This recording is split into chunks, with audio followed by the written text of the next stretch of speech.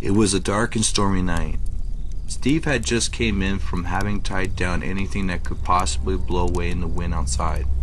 He closed the door to the large living room of the large house he had just purchased. His wife and daughter were back at the old home, gathering up some of the last items to be moved to their new home. Steve decided to stay the night by himself to get a feel for the house. The house was probably too large for such a small family, but Steve couldn't pass up the good buy he got on it. An old antique house, incredibly large in a quiet, secluded area, for such a small price. Steve still couldn't believe how lucky he was. The television was one of the items his wife was bringing the next day, so he decided to read a book to pass the time. He sipped on his hot coffee while being warmed by the crackling fireplace.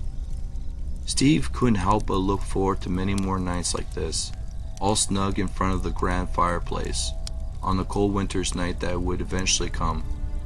He had just started to get into his book when he heard a tapping sound from the upper floor.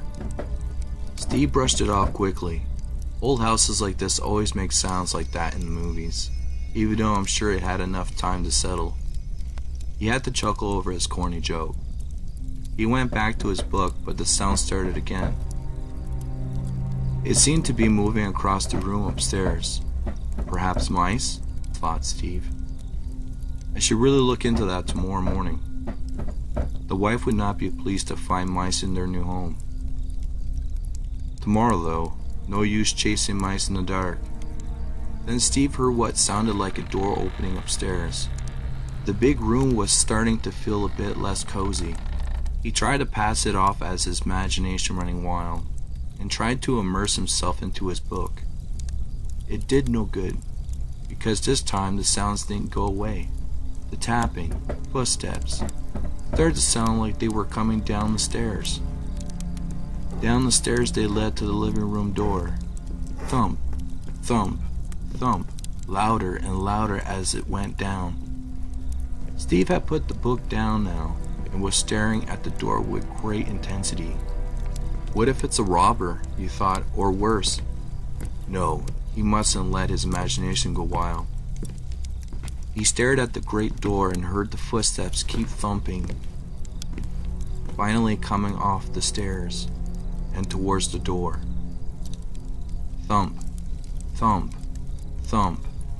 He stared at the door, his fear increasing. Thump, thump, thump. The fireplace suddenly went out. The door handle started to turn. Steve was so frightened to get up to stop it, stuck in his place of fear. Slowly it creaked open, until it was finally completely open to Steve. A great blinding light filled the room from the door. A blood-curdling scream arose from Steve. Linda pulled into the driveway in her truck. She was sure she finally had gotten every last thing and was ready to move into the new house. Her daughter bounced out of the car and ran towards the house. Linda thought, not for the first time, that the house was much too big for the three of them, but Steve was too much in love with it for her to change her mind. Steve, she had told him not to spend the night in the house alone, but he had insisted. She smiled to herself. The big goof was probably going to tell their daughter all kinds of ghost stories he made up last night, and she'll end up trying to soothe her daughter to bed. Her daughter bounded into the house. She followed closely behind. She called for Steve, but no answer. Probably still asleep in that huge living room, or can't hear us through the door. He loved the room most about this house. She told her daughter to check the living room for her father. Her daughter went off to do that. Linda started unpacking some of the food they had brought in the kitchen when she heard a scream from her daughter. She ran into the living room to see what was the matter.